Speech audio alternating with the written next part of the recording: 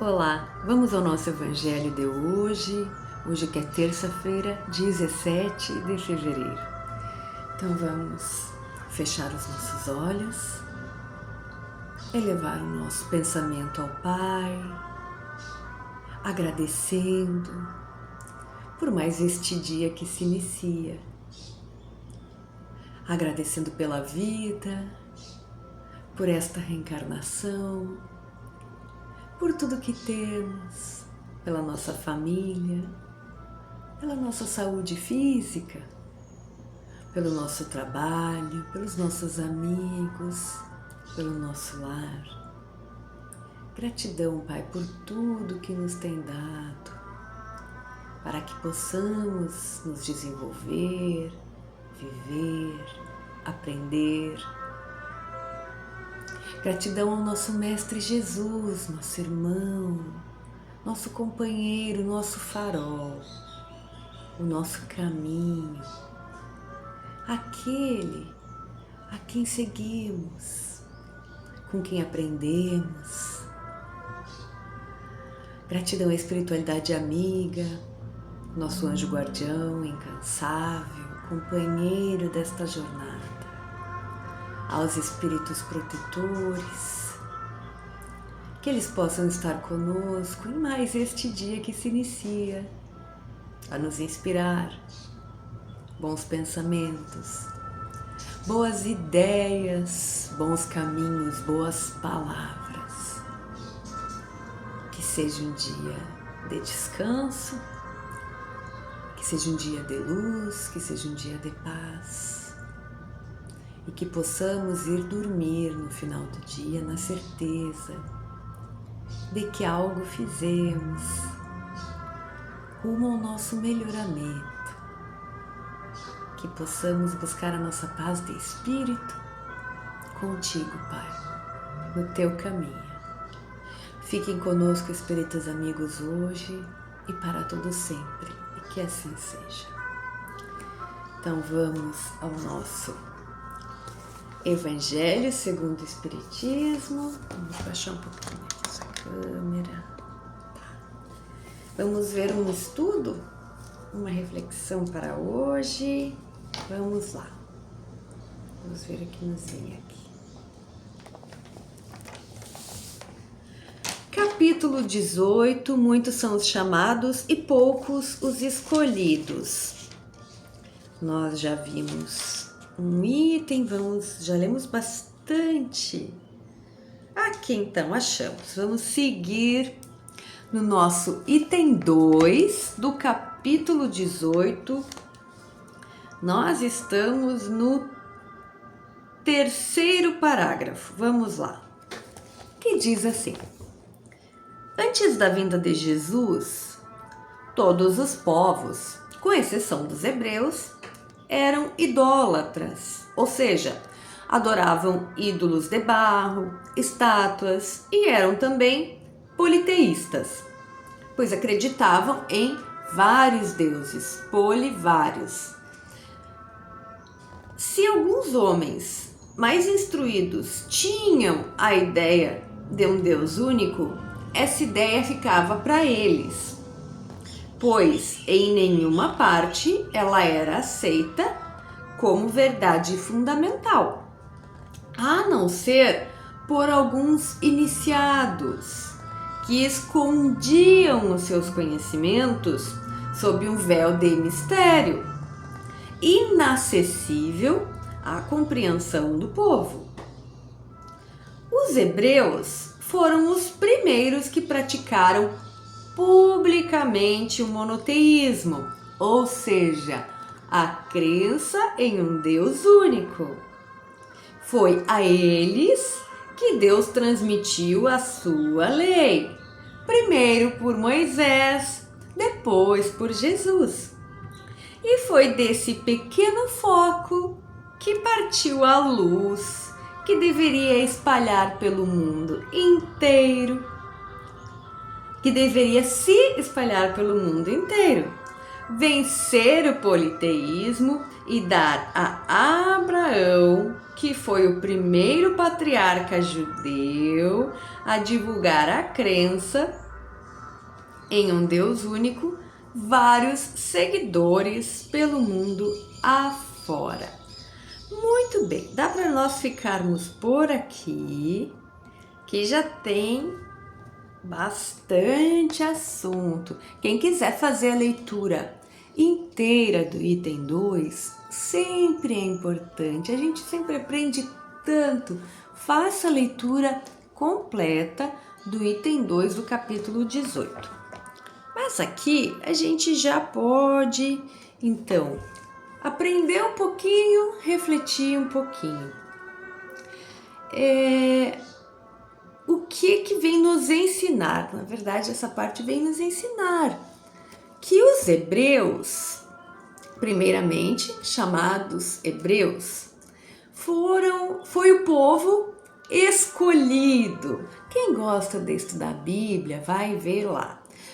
Por que é importante conhecer um pouco da Bíblia, da história? Vou baixar um pouquinho a nossa Ave Maria, para que a gente possa entender até mesmo as palavras de Jesus. A gente pode dizer, mas eu não me interesso, eu quero só saber, como espírita eu só quero saber o que Jesus disse, o que os espíritos ensinaram. Está bem, mas conhecer um pouco de como aconteceu todo esse desenrolar é importante. Porque, por exemplo, nós precisamos nos perguntar de onde vem essa crença em Deus? Quem é Deus ou o que é Deus, como fala no Livro dos Espíritos? De onde vem essa ideia? Vem daqui, do povo hebreu, que foi o primeiro povo a manifestar publicamente a ideia de acreditar em um único Deus. Todos os outros povos eram politeístas, acreditavam em vários deuses. E a relação deles também não era como a dos hebreus com o nosso Deus. Era uma relação de troca, castigo, punição. Por isso que eles ofereciam tantas coisas. Tinham imagens. Eles imaginavam que um Deus, com letra minúscula, né? Que um Deus era uma entidade que tinha certos poderes específicos, ou era sobre a natureza, ou era sobre um sentimento, e que dando coisas relacionadas àquilo, se receberia favores em troca. Essa era a relação com Deus. Nós vemos nos filmes, né? Aí chega o povo hebreu com a ideia de um Deus único, né? Primeiramente ali um pouco diferente do Deus amoroso, mas sim um Deus que zelava, ia à frente, cuidava, iria resolver, né? Então esse era o Deus que foi apresentado a Abraão, primeiramente, o pai, né? O pai da história. Abraão, depois Moisés, que recebe os 10 mandamentos, depois Jesus, que diz que não veio destruir a lei. Todos eles apresentam para nós Deus como o único, o nosso Pai, Jesus, que vai apresentar ele como um pai amoroso. Moisés teve que apresentar porque antes não tínhamos condições, né, de entender Deus como amor, então precisavam ter regras mais rígidas. Era ali um Deus. Então muito da Bíblia que a gente vai ver não que muitos pensam que ou a igreja, ou determinada igreja, ou outra determinada igreja pegou, modificou a seu bel prazer para nos amedrontar. Algumas dessas coisas de fato aconteceram, mas no geral a linguagem de um Deus mais forte que mandava ali raios, matava os inimigos. Essa linguagem bíblica realmente existe, porque foi essa linguagem necessária a ser apresentada para aquele povo da época. Depois veio Jesus, já nos apresentou um Deus Pai. Depois veio o Consolador Prometido, a doutrina dos Espíritos, a nos trazer tanto conhecimento, onde Deus continua sendo o mesmo Pai, com a mesma importância mas um pai que já pede dos seus filhos: filhos, agora vocês podem estudar, conhecer, então façam. Vocês estão prontos para tomarem as rédeas da própria vida, a vida imortal, e fazer melhor uso de cada existência que vocês terão, que são as reencarnações. É muito bonito. Comecem, quem tem interesse, é importante começar a olhar a Bíblia com outros olhos, né? Tirar todos esses preconceitos que nos colocaram na cabeça a respeito dela, fazer uma leitura, buscar sempre grupos de estudos sérios. É muito importante, a gente só tem a aprender, porque se Jesus disse que não veio destruir a lei, ele estava falando lá da lei antiga que os profetas tinham trazido. Se Jesus fez isso, por que nós espíritas agora vamos achar que não precisamos saber da história do que veio antes? Precisamos sim, mas claro, cada um a seu tempo, na sua vontade, porque temos o nosso livre arbítrio, não é mesmo? Mas a história é de fato muito linda, se bem estudada, bem interpretada.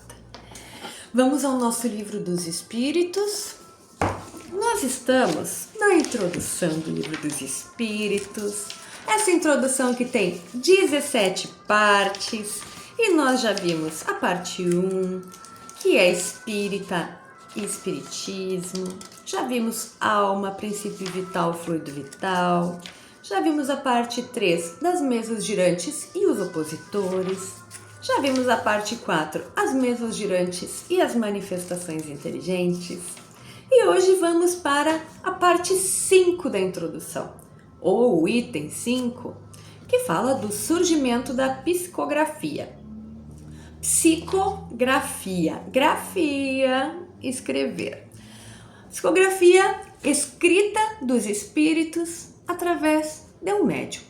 Vamos lembrar do Chico. O Chico é muito lembrado, né? Porque o Chico botava a mãozinha assim, escrevia. Vários outros médiuns psicografaram muito. E é isso. Como surgiu? O que Kardec veio nos ensinar aqui? Como surgiu? Primeiramente, lá, né, nas mesas girantes que batiam.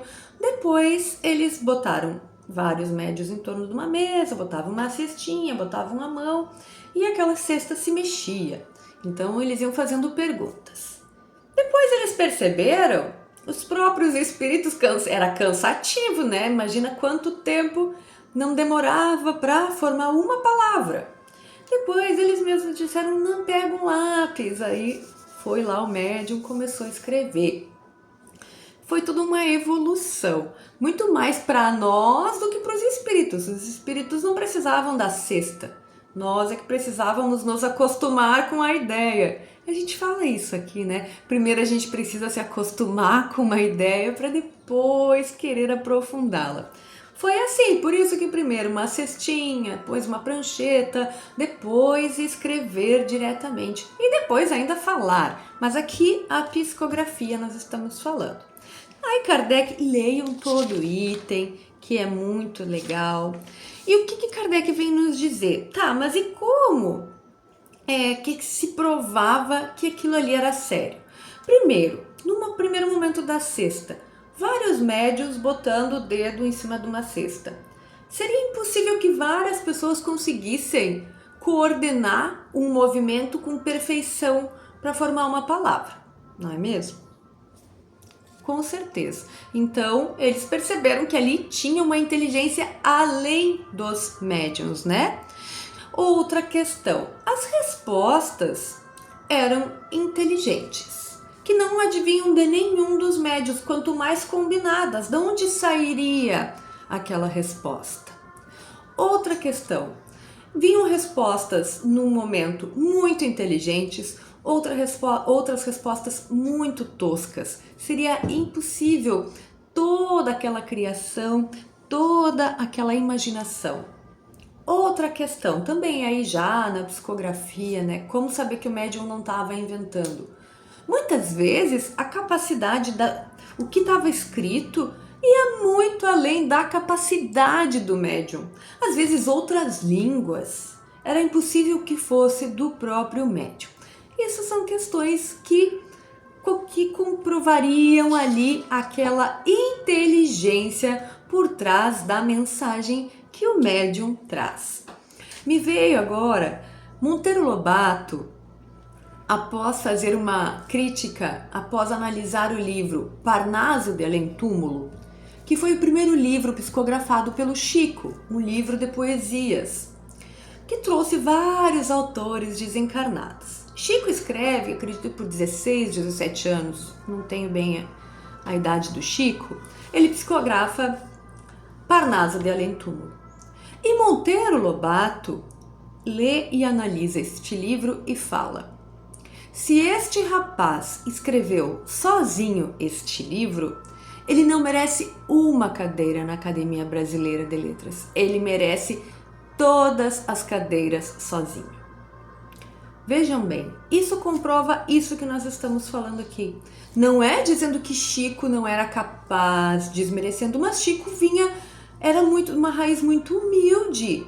E além disso, era uma veia artística incrível para uma só pessoa, porque cada poema trazia uma linha artística diferente. É exatamente isso que comprova, é uma das questões que comprovam que existem inteligências por trás da mensagem enviada, trazida pelos médiuns. Espero que tenha ficado claro. Aqui nós estamos sempre fazendo, uma primeira apresentação do assunto. Sempre se aprofundem se desejarem. Tem muitos estudos sérios da FEB, de outros estudiosos a respeito do Livro dos Espíritos. Vamos encerrar então? Vamos fechando os nossos olhos, agradecendo ao Pai mais uma vez por esta oportunidade de estarmos juntos aqui, estudando, refletindo, nos preparando para um dia melhor. Que nós possamos fazer jus a este presente, que é esta reencarnação, este dia e tudo que temos.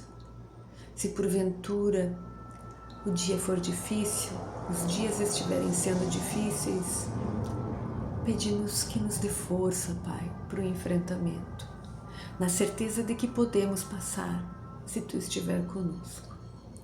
Fica conosco, Mestre amigo Jesus, Mãe Maria de Nazaré, Espíritos amigos, hoje e para todo sempre. Que assim seja. Tchau, tchau.